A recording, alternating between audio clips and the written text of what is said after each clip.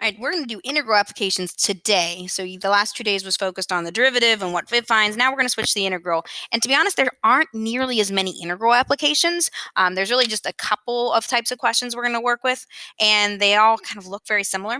So the first integral application is to find the length of a curve, or we called it arc length. So we did this in chapter 7. Chapter 7, we did arc length of we had a function.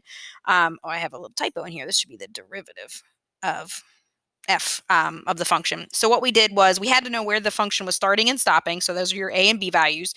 And then we had to know the function. We took the derivative of the function and we ended up integrating the square root of 1 plus the derivative squared. And it was super calculator based. I give you a function. You're really only deriving it by hand, and then everything else gets plugged in. Well, now if it's a parametric equation, you can still find the length of the curve, and it's going to be the integral from a to b again. A and b are just in this case, your starting and ending times. So a is like time sub 1, and b is like t sub 2. And you're going to integrate the square root of the dx dt squared plus dy dt squared. And since you're adding them together, it doesn't matter which one you do first. So for example, I'm trying to take you through one, and these are very calculator driven.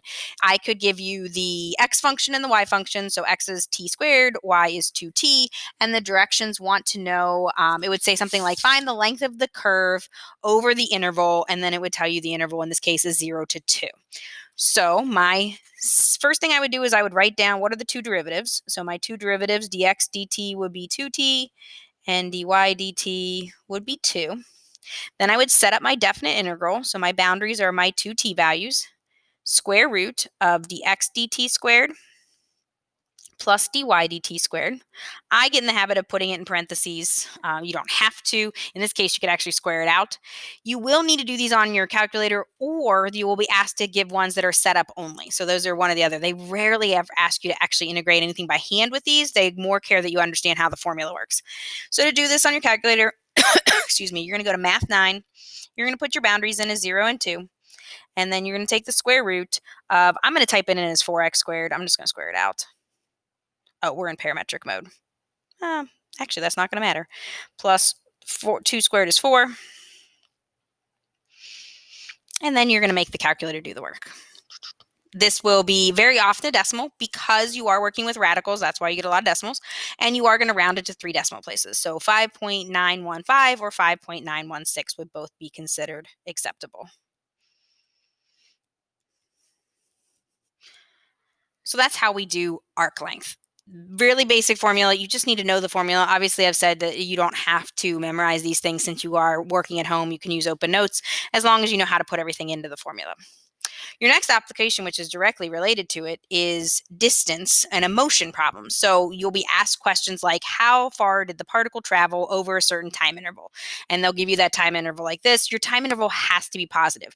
Now, the last one that we just did, when you're talking arc length, I could give you any t value because we saw on the coordinate plane, we can work with positive and negative t's. But now when we're talking motion, you can't have negative time. What you'll notice is the formula is the exact same. It is still the integral of the square root of dx dt squared plus dy dt squared, because if you think about it, arc length is the same as distance traveled. How big is that length? How far has it traveled? The only difference truly is that you will see values that are all positive for your t values. So for example, I've got one that I can set up for you. If x is the square root of t, and y is 3t minus 1, could ask what is the distance traveled over the period of time from 0 to 1. So we're going to set up an integral from 0 to 1, take the square root. We're going to need to derive each. So dx dt, think of it as to the 1/2 power, so power out front, power 1 less. So I'm going to get 1 over 2 t to the half. I can square that out. When I put it in, probably easier to just square it out. So I get 1 over 4t. I do want to make sure you enter it correctly in your calculator, so I will show you that. And then plus the derivative of y is just 3, so 3 squared is 9. So on your calculator, I'm going to go back to regular mode. It works in either mode, as you saw in the previous one. So I'm going to do Math 9, go from 0 to 1, take the square root. Oh, not what I want to do. Take the square root of 1 divided by, to keep all of that in the denominator, you're going to put it in parentheses, plus 9. Nope, not 9x. There we go. Some of these could take a very long time to think about.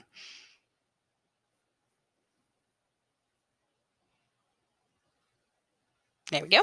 So 3.249.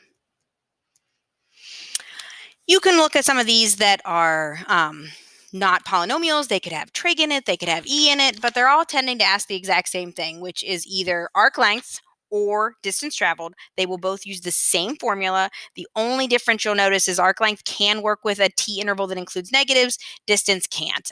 They will only ask you give you a time interval that is from 0 beyond to positive, and then ask you the distance traveled. So that is a basic understanding of integral applications with parametrics.